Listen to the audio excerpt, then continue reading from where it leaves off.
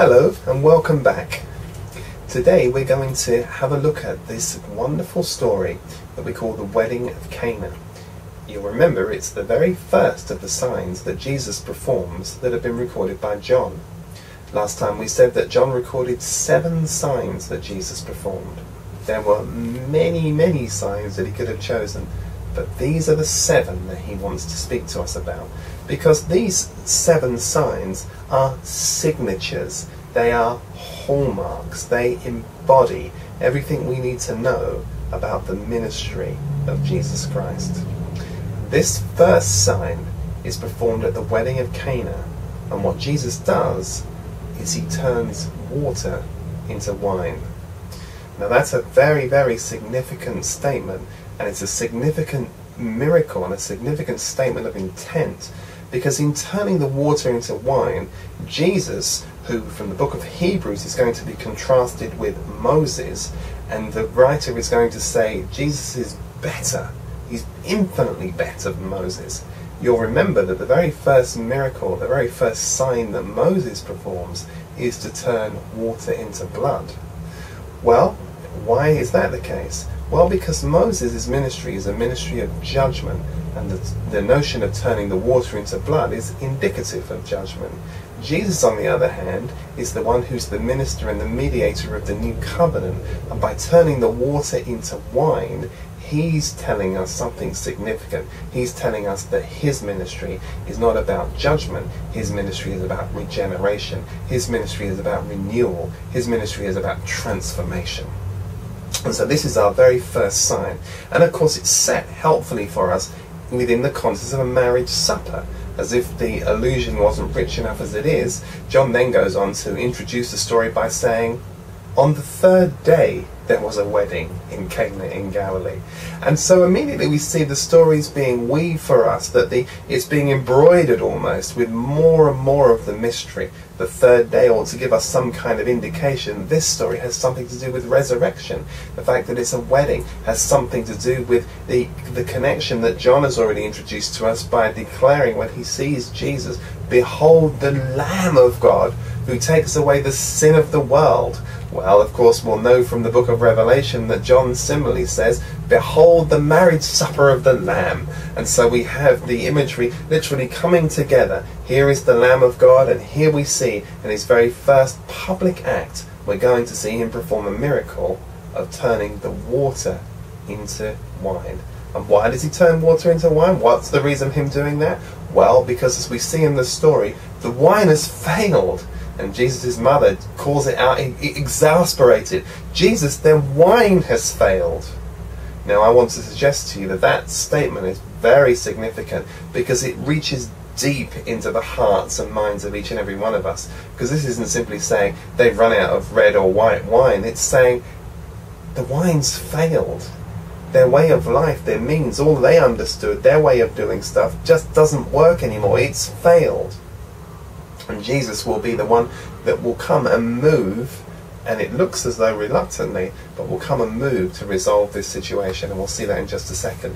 But a word or two about marriage first. The marriage feast is incredibly significant because in the ancient Jewish world, when you talk about marriage, you're talking about a ceremony that was one of the most important ceremonies in all of Israel.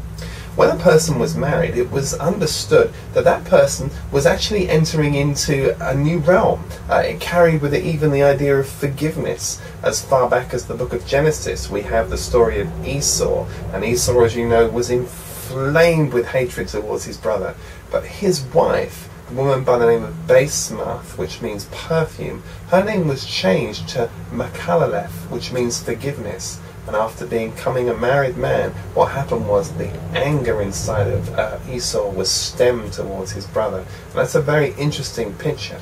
But here we have on view the image of a man and his wife. And of course, if you want to operate these stories at 2 levels, which I think is quite a nice thing to do, on the kind of human, linear, chronos, here and now level, you have this problem of this man and this woman, and they've run out of wine. But above the line, you have the other picture of man and God. You have this wonderful picture of the marriage supper of the Lamb, where there is no lack, where there is only infinite resource. Now, from the moment of betrothal, in other words, from the moment of the engagement, the couple were considered, they were regarded as married. Now, of course, they hadn't consummated their wedding at this stage, but they were regarded as married. And now, on the marriage day itself, what would happen is that the bride would be processed. She would be led to the bridegroom's home, and there would be a great throng and a great hullabaloo and a great performance, and I imagine showered with flowers and whatever it might be, confetti of its day. They were just showered upon her, showered and showered upon her, and people cheering and screaming and rejoicing, because here she comes. The bride is being led up to the bridegroom's house, and it's just the most wonderful picture. And as she arrives at the bridegroom's house, she's received by the bride.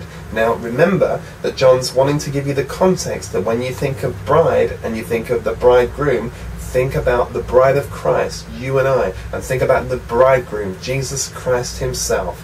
And now listen to this, because when the bridegroom receives his bride, he has to make and give certain undertakings. He has to, number one, undertake, covenant, commit to work for his bride, to provide for her.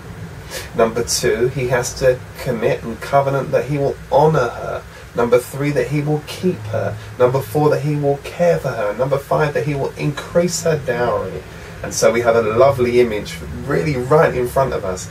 Here is the truth about our relationship within our relationship with God.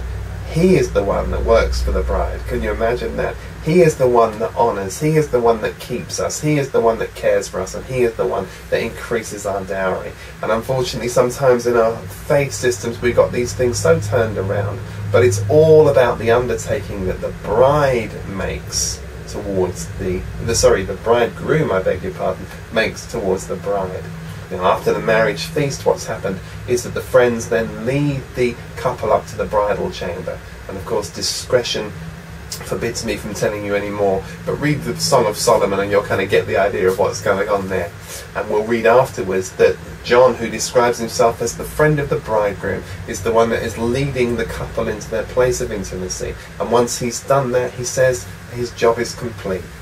Oh, I wish we'd understand that as people that are interested in discipling and encouraging other people to come into faith. I wish we'd simply understand that once we've introduced the couple, we can close the door and lead them to that place of wonderful intimacy. Now, the signs that we've seen here point to something beyond themselves. We've made this point already. And Mary's stuck with this predicament. For 30 years she's understood something about her son, but she's nursed a secret in her heart. She's held something deep within herself about her son. There's a mystery.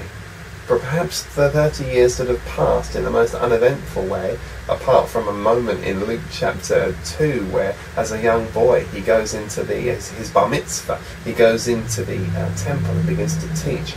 Other than that, it would seem to have been a fairly unremarkable period.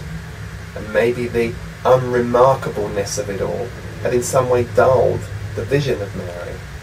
But now, suddenly, she sees this opportunity. She seizes upon it. It was the third day. Remember? Indicative of the resurrection. The wine had run out at the wedding. And now Mary reaches across to her son, Jesus, and says, "The wine has failed." Her statement's profound. "They've run out of wine, Jesus. Fix it." I wonder how many of us pray like that. "Oh dear God, you don't understand. I've run out of wine. I don't have enough money to pay the bills. There's too much month left at the end of the money. Fix it. Solve my problem. Come on, get on with it. Get it done." And Jesus says, "What has this got to do with me?" Now you're going to learn with the way that Jesus tends to operate. He doesn't work in such a linear way that you and I works, but he just leaves it there and says to her, "Woman, what has this got to do with me? My hour has not yet come." Now what happens next is fundamental, but sadly, my hour has come. So we'll pick this up next time. God bless you.